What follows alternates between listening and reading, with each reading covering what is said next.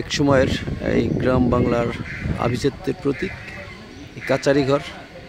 এই কাচারি ঘর প্রায় বাড়িতেই দেখা যেত, কিন্তু কালের আবর্তে এই হারিয়ে গেছে এই গ্রাম বাংলার ঐতিহ্যবাহী এই কাচারি ঘর। তবু আমাদের এই দশমিনায় উপজেলার বেতাগী শানকিপুর ইউনিয়নের সম্ভ্রান্ত পঞ্চায়েত বাড়িতে এই আসলে একটি কাচারি দেখা যায়। এই আগের দিনে যখন আমরা ছোট ছিলাম তখন আসলে দেখা যেত প্রতিটি বাড়িতেই এই কাচারি ঘর ছিল। বাড়ির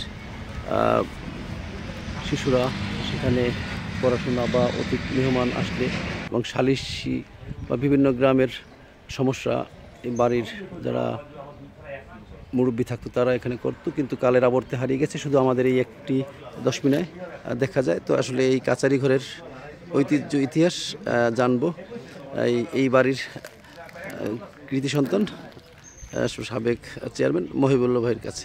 আমাদের এই দশমিনায় কাচারি ঘর আগে গ্রাম বাংলার একটি ঐতিহ্য সম্ভ্রান্ত বাড়িতে এই কাচারি ঘর থাকতো, আসলে দেখা যাচ্ছে না।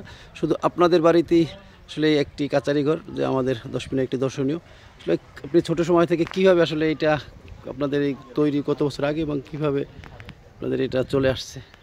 এই কাছারি ঘরটা আমাদের দাদারও আগের আমাদের তালয় হাজির দরবারে জমাদার সেই তৈরি করেছেন এবং দাদারা সংস্কার করে এ পর্যন্ত ধরে রেখেছেন। অদ্যবধি আমি 2016 সালেও এটাকে সংস্কার করে ধরে রেখেছি। আগে মাঝখানেও ঝরার জন্য ছিল, এখন একটু সংস্কার করে নতুনত্ব করার চেষ্টা করেছি। এই কাছারিটার বয়স মুরব্বীদের মুখে শুনে আসছি, দাদাদের মুখে, বাবাদের মুখে, বাবার মুখে, চাচা যারা মুরব্বী তাদের মুখে শুনেছি। এই কাছারিটার আনুমানিক বয়স 151 বছরের উপরে হবে, 1.5 শতাধিকের উপরে হবে। চেষ্টা করছি এটাকে ধরে রাখার জন্য, এবং আমি আমার পরবর্তী প্রজন্ম যারা আছে তাদেরকেও বলা আছে যে আমরা যদি দুনিয়া নাও থাকি তারা যেন এটাকে সংস্কার করে ধরে রাখে, পুরানো ঐতিহ্যকে যেন ফিরিয়ে রাখে। ধন্যবাদ।